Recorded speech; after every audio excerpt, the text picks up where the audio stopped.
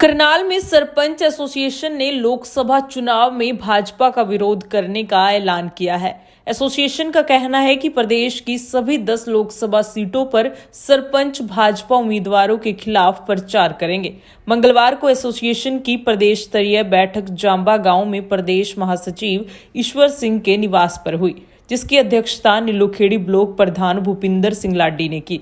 प्रदेश अध्यक्ष रणबीर समेर ने कहा कि सरपंचों पर लाठीचार्ज करने वाली, उनके अधिकारों को छीनने वाली व गांव के विकास में रोड़ा बनी भाजपा सरकार को सत्ता में बेदखल किया जाएगा। उन्होंने कहा कि प्रदेश के मुख्यमंत्री रहे मनोहर लाल जब वोट मांगने आए तो सरपंच उन्हें याद दिलाएं कि लाठीचार्ज के जख्म अभी भरे नहीं हैं। सरपंच गांव की सरकार का मुखिया होता है। सरपंच को गांव का विकास करने के लिए सभी शक्तियां मिलनी चाहिए, लेकिन मनोहर सरकार ने ये शक्तियां छीनने का काम किया।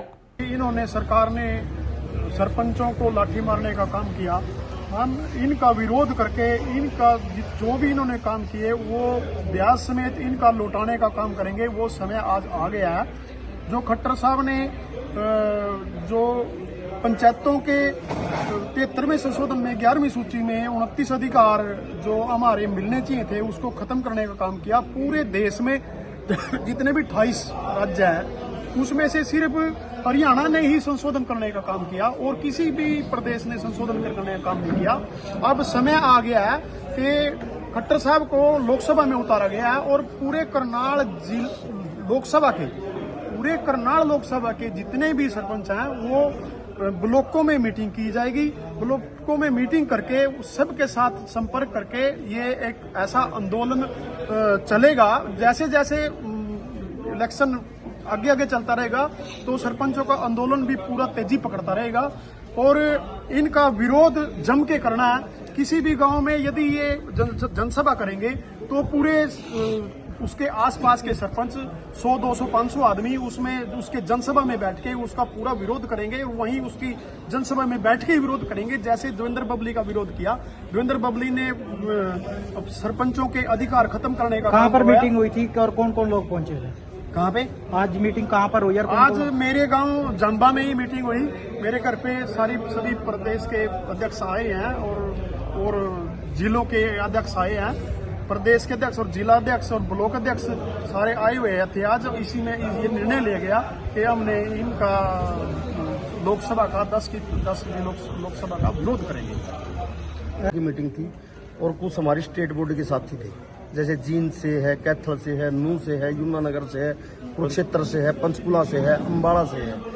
तो अब हम 10 की 10 लोकसभा सीटों पर जाएंगे क्षेत्रों पे और अपने साथियों के साथ मीटिंग करेंगे और हर पंचायत की जिम्मेवारी लगाएंगे कि वो अपने गांव के अंदर अपने गांव के में घर घर जाएंगे। जैसे हम लोगों ने अपना चुनाव लड़ा था तो लोकसभा के चुनाव में भी हम ऐसे ही पूरी ताकत के साथ बीजेपी को हराने का काम करेंगे। आपकी क्या प्रमुख मांग है जिनको लग रहा है? हमारी जो संविधान के अंदर अधिकार दिए गए हैं, हमारी सिर्फ वही मांगे। हमारी मुख्य कोई मांग नहीं। जो 73वें संशोधन के अंदर संविधान के अंदर अधिकार दिए गए पंचायतों को ताकि हम गांव का विकास कर सकें, वो अधिकार पंचायतों को दिए जाने चाहिए। हमारी यही मांग है।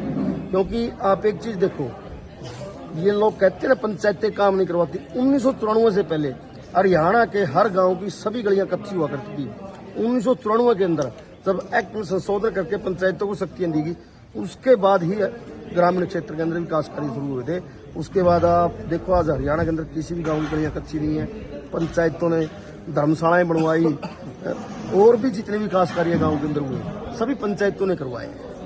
लेकिन इन लोगों की निगाहें पंचायती राज का जो बजट है उसके ऊपर इन लोगों की निगाहें अधिकारियों के साथ मिलकर पंचायती राज का बजट अपने की साजिश है। जैसे PWD एंड BR के महकमे के अंदर सरेआम चलता था 10%। जो भी ठेकेदार ठेका लेता था वो पहले 10% दूसरे चौटाला को देकर आता था। यही काम इन लोगों ने पंचायती राज के अंदर स्टार्ट कर दिया है। जो भी ठेकेदार ठेका लेगा ऊपर नेताओं को कमीशन देगा, फिर वो ठेकेदार अपना प्रॉफिट निकाल लेगा। गांव के विकास से कोई मतलब नहीं इन लोगों को जो पंचायती राज का बजट है वो अपना है। और गांव के अंदर पंचायतें पढ़ी लिखी पंचायतें बनी थी। अगर पंचायतों के पास अधिकार होते तो 1.25 साल हो गया। 1.25 साल में तो नई पंचायतें बहुत सारे विकास कार्य करवा चुकी होती गाँव के अंदर।